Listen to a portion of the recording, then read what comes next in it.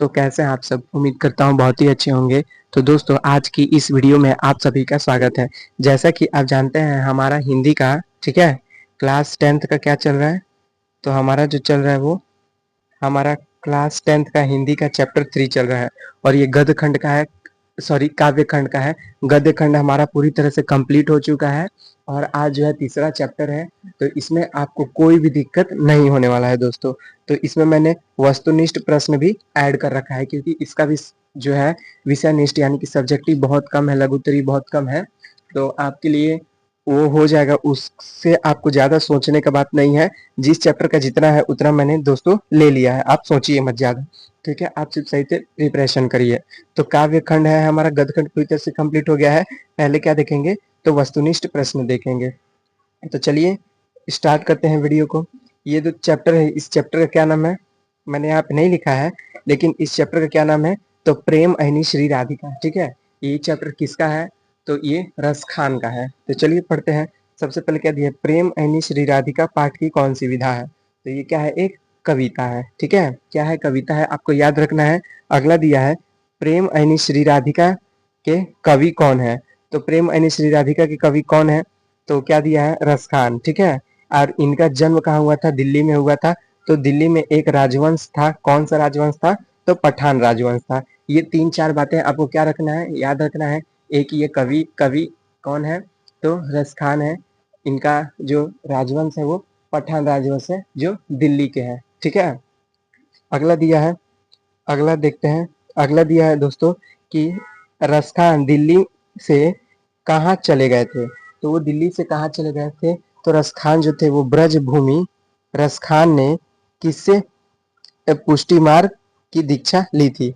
ठीक है, वो कहाँ चले गए थे? तो ब्रजभूमि चले गए थे। फिर उन्हें पुष्टि मार्ग की दीक्षा किससे ली थी? तो स्वामी विट्ठल नाथ से। ठीक है, किससे ली थी? तो स्वामी विट्ठल नाथ से ली थी। अगला दिया है रसखान के स्वामी विट्ठल नाथ ने किससे दीक्षा ली? तो वो किससे दीक्षा ली थी? तो पुष्टि मार्ग की दीक्षा ली थी। ठीक है, किससे नहीं, कैसी दीक्षा ली थी। ठीक है, यहाँ पर कैसी होना चाहिए, कैसी दीक्षा ली थी। तो पुष्टि मार्ग की दीक्षा ली थी। ठीक है, अगला दिया है हमारा, अगला क्या दिया है कि प्रेम वाटिका और सुजान रसखान के रचनाकार कौन है? तो वो कौन है? तो रसखान ही है। ठीक है, प्रेम वाटिका पूछा जाता है और सुजान रसखान दोनों पूछा जाता है कि प्रेम वाटिका के जो रचनाकार हैं वो कौन है? तो वो रसखान है। आगे दिया है किस ग्रंथ में कृष्ण की भक्ति से संबंधित रचनाएं हैं? तो वो सुजान रसखान में। ठीक है, किसमें है? तो सुजान रसखान में बहुत ही इंपॉर्टेंट है, आपको क्या रखना है, ये अच्छे से याद रखना है। अगला दिया है दोस्तों रसखान किस छंद के में, किस छंद में सिद्ध थे? तो वो सवैया छंद में।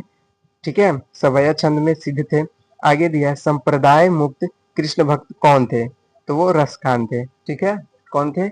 रसखान थे। ये भी आपको अच्छे से पॉइंट बाय पॉइंट याद रखना है। अब यहाँ से क्या है दोस्तों, हमारा चालू होता है लघु उत्तरीय प्रश्न। तो दिल थाम के बैठ जाइए, हमारा क्या स्टार्ट हो रहा है? लघु उत्तरीय प्रश्न हम लोग कंप्लीट करने वाले हैं। तो सबसे पहला क्वेश्चन क्या दिया है हमारा, चलिए देखते हैं। सबसे पहला क्वेश्चन दिया है हमारा, कवि ने माली मालिन किसे और क्यों कहा? तो कवि जो है रसखान, इस चैप्टर के राइटर कौन है? तो रसखान है। और रसखान ने माली और मालिन किसे कहा है?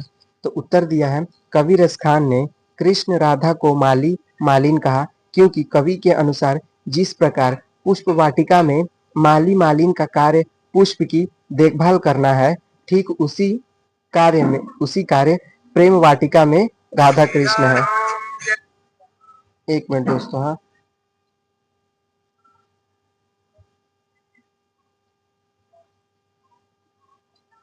चलिए, अब डिस्टरबेंस नहीं होगा। तो क्या हुआ? ठीक उसी प्रकार, एक मिनट, हाँ फोन कट गया क्या? हाँ फोन कट गया। तो क्या दिया है? ठीक उसी प्रकार, ठीक उसी प्रकार प्रेम वाटिका में कृष्ण राधा करते हैं। ठीक है, यानी कि जैसे क्या दिया है? माली मालिन पुष्प का देखभाल करते हैं, ठीक उसी प्रकार प्रेम वाटिका में राधा कृष्ण करते हैं देखभाल। ठीक है, अगला दिया है दूसरा नंबर। दूसरा नंबर क्या दिया है? कृष्ण को चोर क्यों कहा गया है? कवि का अभिप्राय स्पष्ट करें।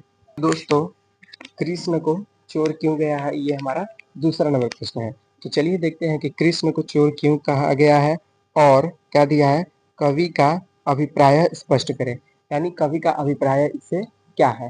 तो उत्तर क्या दिया है, कवि रस खान ने कृष्ण को चोर कहा है क्योंकि कवि के अनुसार नंद ने, ठीक है, नंद ने उनके चित्त को चुरा लिया है। ठीक है, ऐसा होना चाहिए, नंद के लाल ने उनका चित्त चुरा लिया है।